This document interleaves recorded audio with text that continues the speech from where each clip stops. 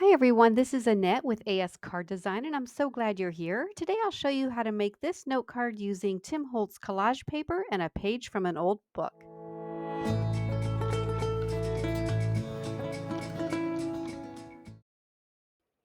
This is the Aviary collage paper from timholtz that I'll bring out in a second, but I also wanted to show you this book page that I tore out of an old book that I got from a resale bookstore here locally.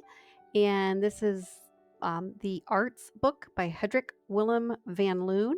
And I got this book because I just loved the images. There's a ton of text, obviously, but there's some really cool graphics, some old photos, violins, buildings, just a lot of architecture. And I really thought this would be cool to incorporate in a card. So today we're using a text, and this page highlights a city in Italy called Cremona. And Cremona is known for its rich history of violin making. So, whenever you're using text for your card making, just make sure the wording is appropriate. You want to make sure you know what it's saying, and of course, this is safe. So, I'm going with this text, and it'll just be in the background of my card. I'll be layering the collage paper on top of it, and you'll be able to see through the collage paper. So let's take this beautiful paper out and take a look. So the collage paper is basically printed tissue paper, but Tim Holtz, oh boy, the designs, come on, look at that. I love birds and nature, but the colors and the design it just really speaks to me. I just love the colorful birds and the text. I love the script. I just really love the birdie darling. I do end up using birdie in this card. So I'm just tearing the collage paper, and that's all you do. You just tear off what you want and any scraps you want to save, because you can always use those later, and you'll see that when I'm done ripping off what I need or what I want to use. So it comes in this nice plastic tube to store it as well. So it keeps everything neat and keeps it from getting ripped and wrinkled. But this is a sample card that I made earlier, and the card I'm going to make in this video isn't exactly like this, but it's very similar. But what I did was just put some text down on a cardstock. I laid over the collage paper, and I added some texture using some distress paste in Sparkle, which I am going to be using today. So I'll show you that later. And so that's just the sample card. But today's card, we'll go ahead and get started. And I think first of all, I'm just going to take my text, and I'm going to take a quarter sheet of cardstock. And this is just white cardstock, about 65-pound cardstock, I believe I am using. And I'm just taking an ordinary glue stick. Now, I didn't want to use liquid glue because I just didn't, this paper on the book page was very thin and very fragile, and I just didn't want the glue to seep through. So I'm just using a glue stick here. And I'm just going to lay the book page on top of the cardstock. I will be die cutting this out later in the video. So basically, I just want to get it on there, and we'll trim it later. So I'm just making sure everything is smoothed down. You could use a brayer, but I'm just using my hand and just picking it up, turning it over, giving it a good press on the other side. You do want to take your time and get this step right, because this is the foundation. So you want a strong foundation. And then I'm just taking just a pair of long blade scissors and just going around. I'm not being too fussy here because, like I said, we are going to die cut the panel out a little bit later. And I'm going to be using Gina K Designs Master Layouts 2 die set, and I'll be using the two large rectangles there. One is a stitched layer, and that will be the panel, and the plain rectangle die will be the matte layer. And I'm pulling in my cardstock that will be the matte layer. And this is a very pretty color. It's almost like a pine color. I really liked it. I thought it went well with the collage paper. Um, just pulled out those greens. So we'll be using that for the matte layer. And I think I'm going to go ahead and bring in the Sizzix die machine. Yes, and get these panels cut. So I was going to edit this part out, but I thought, oh, I might as well leave it in and show you the process. But just getting my sandwich lined up, and we're going to die cut the panel, or rather the mat layer first. So just lining that up on the sandwich. I'm going to tip it to an angle. It just helps it go through the die cutting machine a little smoother if you have the angled edge going in through first. So with that, run it through. And again, this is just a plain rectangle. The stitched rectangle will be the panel layer coming up here next. And then I'm bringing in that panel layer that we have the book page glued to, and I'm just going to bring it up and find the crop that I want. I do want the heading to be in the crop, so we'll have the word Cremona up at the very top, and you'll be able to see, I'm showing you here, you'll see the text through the tissue paper. So that's what makes collage and mixed media cards really fun for me, especially these collage papers. I'm telling you, I love them. They come in these beautiful colors, like I said, or even he has some black and white collage papers that are florals, or just some like industrial looking designs. I'll try to do a video later with those black and whites because they're really cool. So I'm just running this through the Sizzix die cutting machine, and this will be the top of the card.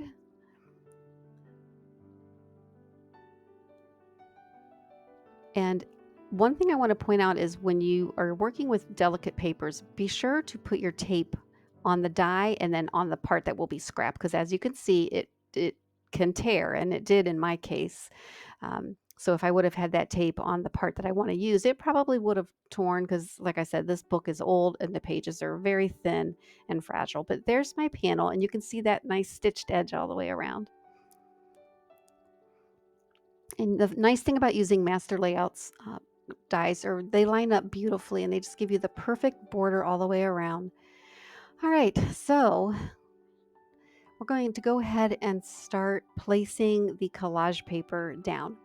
And I'm going to first take some ink, and I want this panel to look a little bit more aged. So I'm just using whatever brown ink is on my blending tool, and I'm just going to go around some of the edges and kind of just go over the edges, blend some color on the corners and bring it in a little bit. And I did this all the way around, and I liked it, but I felt like it wasn't enough. So I am going to be bringing in a little bit more ink. As you can see, I just wanted it to have a little bit more color. So I am going to bring in Distress Ink in Vintage Photo. Okay. And just going to put a little bit more ink on the blending tool, and I'm going to come in a little bit heavier because, again, the collage paper is going to go over top, and I really want this aged look to come through. So don't be afraid to get your ink down, and I'm going to bring it into the card, into the center, but I do want to make sure I leave some lighter spaces to give it some variation.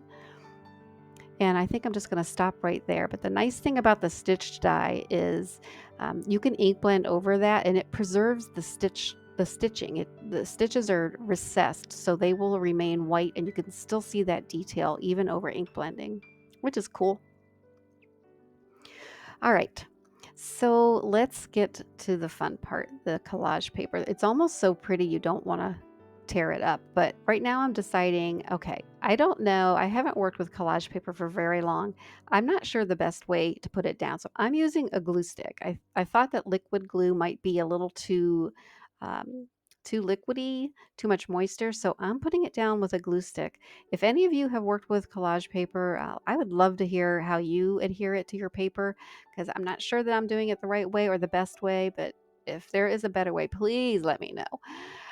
So I got my glue stick down, and now I'm just going to start tearing off pieces that I want to use. I want to use this little yellow bird, and I'm just going to glue him right up into the corner there, give it a good press, and make sure, there's no wrinkles.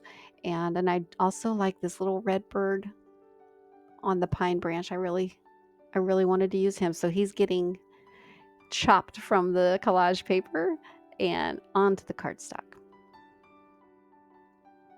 And we'll put him right there and smooth it all down. And I'm just looking to see what I have so far and just making sure everything's smooth and the edges are glued down.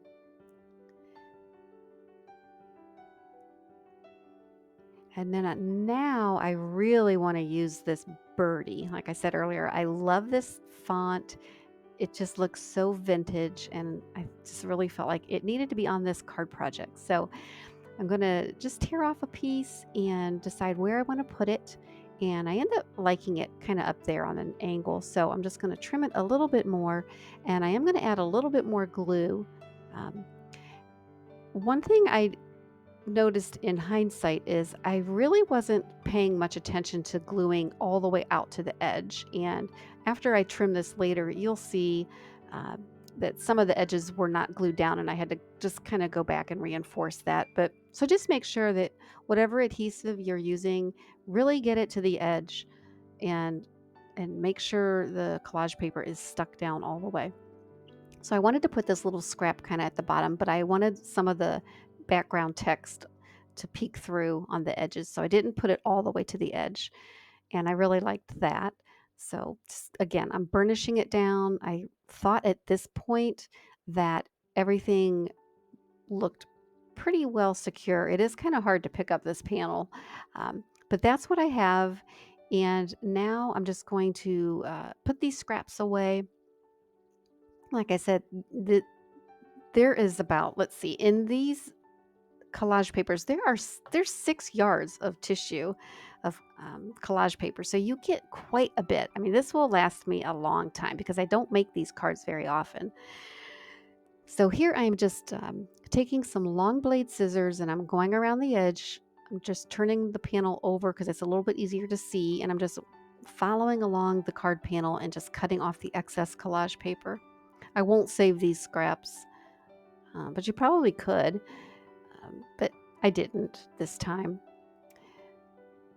And I'm just getting as close as possible to the card panel.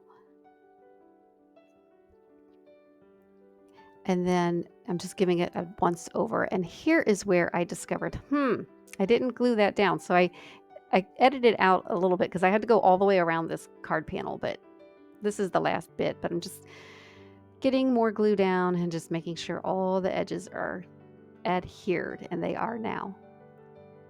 Just kind of cleaning up the work surface a little bit. It had a lot of glue on that construction paper, so I brought in a different color. And now we're going to add a little bit of sparkle using Ranger Distress Texture Paste Sparkle. And I'm using the timholtz stencil. This is just the mixed media stamp and stencil collection. I don't see a name on this, to tell you the truth. I've looked everywhere on my packaging, but if it's here somewhere, I'm not seeing it. It's not etched on the stencil. Actually, is it? I don't know. I don't see a name. So if you know what it is, and if there's a name, you can let me know. But on the sample, you can see the sparkle paste that I used. I used a larger dot on here, and I'm going to use smaller dots for the card project. But this is just an example of what it'll look like. You can see through it, but it'll add sparkle as you turn the card. And so here is the sparkle paste. I do have press and seal over it, and this just helps keep it fresh. I've had this for quite some time, and it looks good as new, like the first day I opened it. But there's sparkle in that paste. It's really hard to pick that up on camera, but I was trying to show you there. So what I'm doing is I'm just placing my stencil where I want some random dots of sparkle. And I'm just thinking of the corners, really. I want some in the bottom right corner and in the top left corner to balance it out. So I'm just laying down the stencil. Then I'm going to carefully pick it up so I don't smear those dots, and put a little bit more up at the top. And just be careful and hold your stencil down nice and secure. And I'm just using a palette knife and just scraping that paste right along the cardstock. All right. And here you can see the paste, just a little bit of shine. It's just as a nice touch.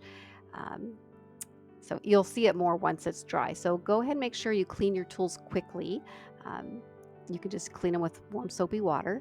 And I am going to take the Ranger Heat tool and I'm just going to dry this a little bit. And I'm being very careful because I'm not even sure if I should have done this at this point. It turned out okay, but I was just being very careful. And I did dry it a little bit and you can start seeing the sparkle coming through on those dots. And it will get even more pronounced once it's completely dry.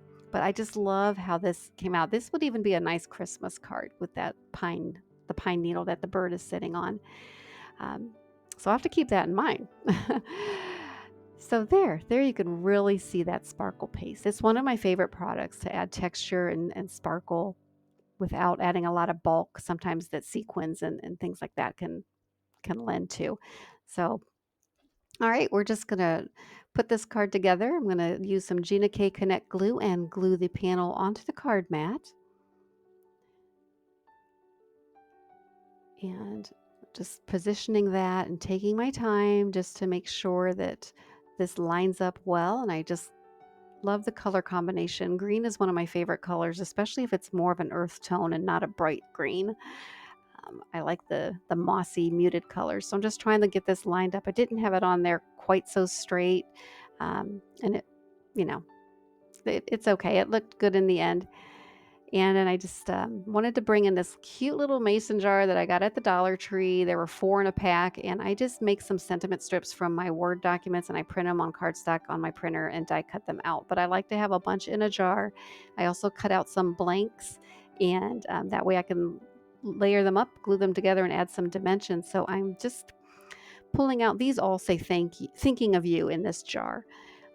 So I have some that are black background and some with white background. I'm just trying to decide which color I want. And I thought the white just kind of looked washed out. So I went with the black background. And I did layer up, I think, 1 extra layer on the back. Just added some glue. And I wasn't really paying attention when I glued this down. Now, these are both cut out of the same size die, but I glued it offset. So one end was sticking out on the right side a little bit more than the other. And that was just a total mistake on my part, but every mistake has a solution. So just grabbed a little scissors and snipped off the excess before it dried. And problem solved. So there's the sweet little thinking of you sentiment strip. And I'm just going to add some liquid glue and just put that right in the center of the card. And I'm just looking at it straight on just to line it up, make sure it's straight and centered. And there it is. I really like the way this came out. I love that birdie on there and just the colors of the birds just really came out nice. And then I'm just taking an USA2 side folding card, and this is 110 pound cardstock, and I'm taking a little piece of low-tack tape just to tape it shut so it's flat, and I will glue the panel onto the card base, and we will have a finished card. So I want to thank you for watching today. If you enjoyed this video, give me a thumbs up and do subscribe to my channel. I put a video up every Sunday at 1 p.m. and I go live on Wednesdays at 7 p.m. and those times are Eastern. And I'd love to have you join me. I'd love to see your comments in the chat. Let me know if you've ever done cards like this and what your process is. Until next time, have a great week.